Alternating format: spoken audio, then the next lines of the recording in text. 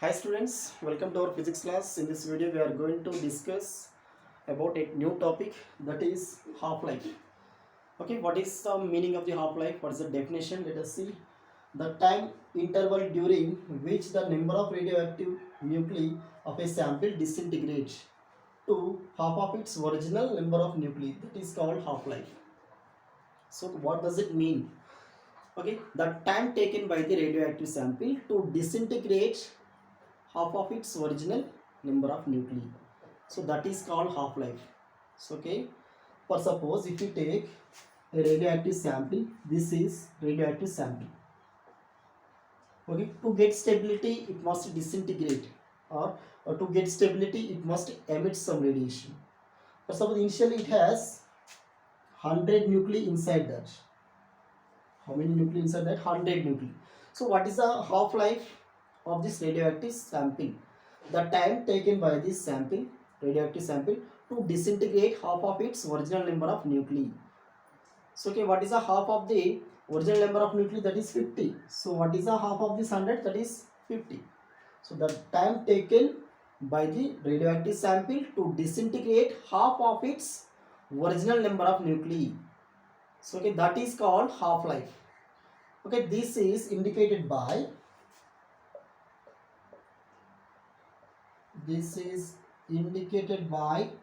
capital letter T or sometimes T half. Okay, both are same. So this half-life is not same for all isotopes. It can vary from isotope to isotope. So okay, this T half-life may be small or T may be large. Okay, some of the elements have small half-life, some of the elements have longer half-life. So okay, for suppose if you take an example, uranium 92-230H. So this is a radioactive substance. Okay, what is the half-life of this radioactive substance, uranium? So that is 4. Okay, T value means half-life 4.47 into 10 to the power of 9 years. It takes so longer time to disintegrate half of its original number of nuclei. So for suppose if we take krypton, what is the krypton? Krypton 3689. Okay, the half-life of the krypton is 3.16 minutes. Okay, it takes very less time, very short time to disintegrate half of its original number of nuclei. Okay, we can say that T may have small, T may have large. So next topic is, let us see what is the relation between half-life and decay constant. The relation between half-life and decay constant. Okay, what is decay constant? Decay constant is indicated by lambda. What is half-life? Half-life is indicated by capital T or small t in suffix half. Okay, what is the relation? So now, so we know that from radioactive law, what is the law of radioactivity? That is N equal to N naught e power minus lambda t. So this is a exponential nature of the radioactive substance. N is equal to N naught e power minus lambda t. Now we can write N is equal to N naught by 2. So this is half-life. Half-life means half of its initial number of nuclei. So N is equal to N by 2. So when we write N by 2 equal to N naught e power minus lambda t, N naught will get cancelled. Next 1 by 2 equal to e power minus lambda t. Okay, so we can write this 2 power minus 1 equal to e power minus lambda t. Now I am taking logarithm on both sides. So okay, if we apply logarithm, on both sides.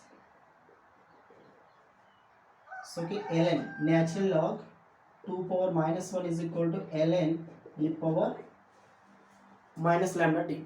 Okay, from the rules of logarithm, so okay, we can write minus 1, so before the ln, so ln 2 equal to, so this is minus lambda t ln e. Okay, so now minus ln 2 is equal to minus lambda t. So what is the value of ln e? Its value is 1. Okay, minus minus we get cancel. ln 2 is equal to lambda t. So okay, here we can take what is t. T is, that is half life, so we can take t is equal to capital T. So then ln 2 is equal to lambda into t. What is capital? That is a half life of radioactive substance. So now ln 2 is equal to lambda into t. T is equal to ln 2 by lambda. Okay, this is half life. This is a relation between half life and decay constant, or we can extend this.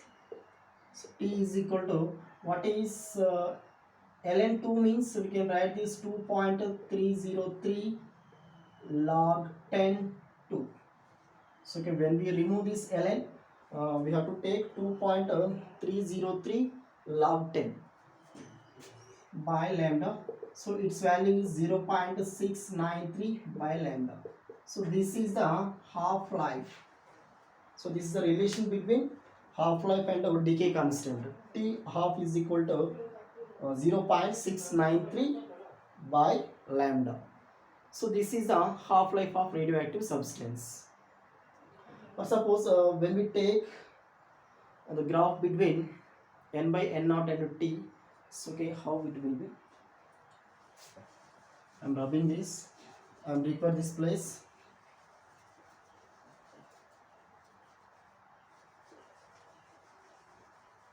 Okay, see here, we take a graph. So along y-axis n by n naught, along x-axis time.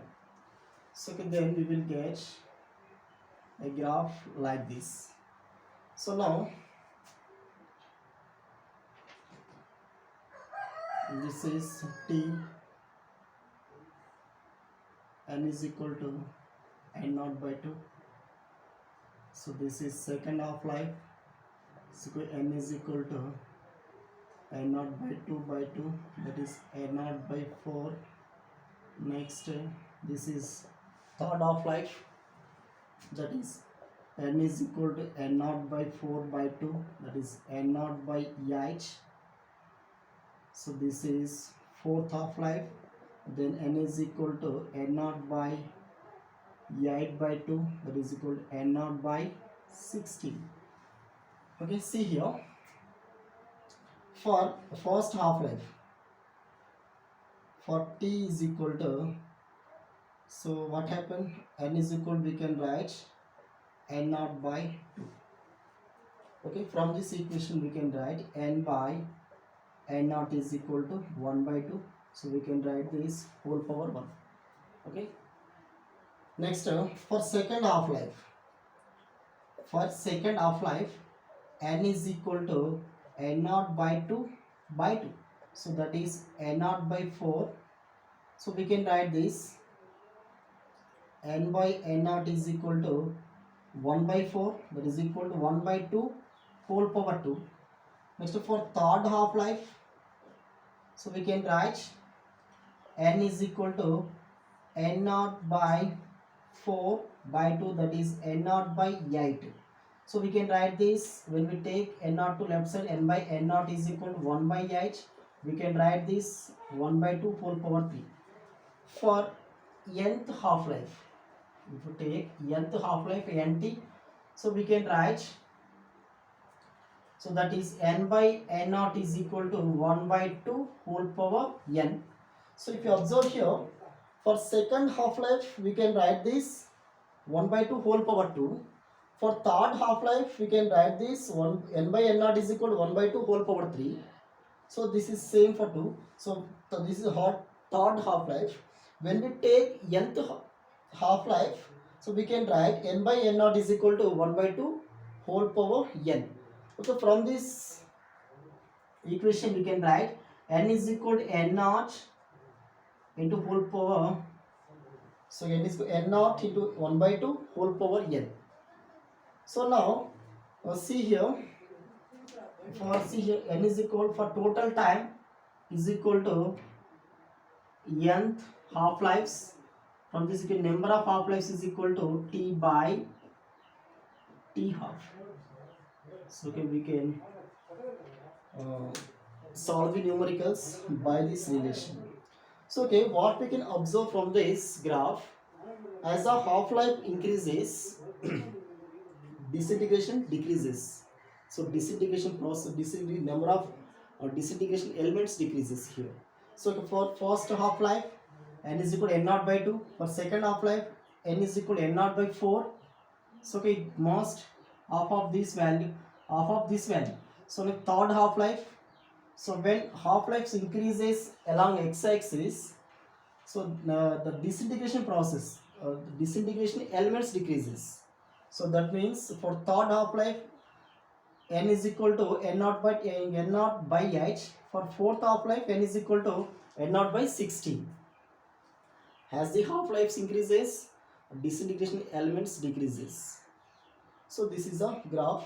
So this is a relation, total time t is equal to n number of half lives. From this equation, number of half lives is equal to total time per half life. So this is about half life period of radioactive substance. So what is the definition of the half life? That is the time taken by the radioactive sample to disintegrate half of its original number of nuclei. That is called half life.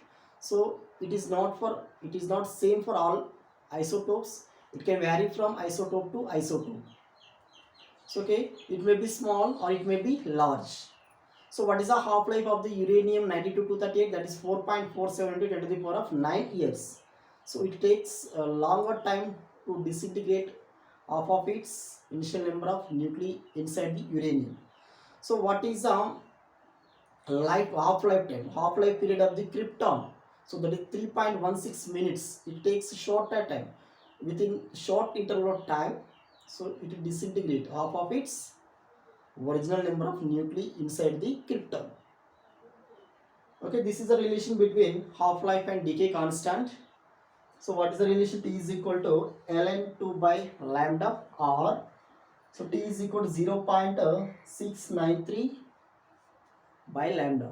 That means half-life is depends upon decay constant.